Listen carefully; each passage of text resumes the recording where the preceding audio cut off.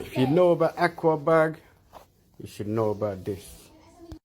Originally used for boats where they cushion themselves against the sides. Open this cap and put water in it.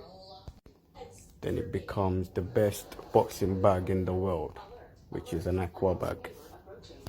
Once you open it, it's very hard to reopen this again. So I decided to do that. I couldn't to fill it up to the top. So I drilled that bit, size of a bolt, so it's easier for me to fill it up to the top. Cheap, definitely durable. This is a headshot size. Put rope through this, take it anywhere. What you need, bolt, not a screw. Special kind of tape which you use for gas pipes so it doesn't leak, and a drill, and a big enough drill bit so it doesn't take too long to fill up the water. So what I tried to do, open the cap to fill it up to the top. After that's done, use a bolt to screw in where to put the water in.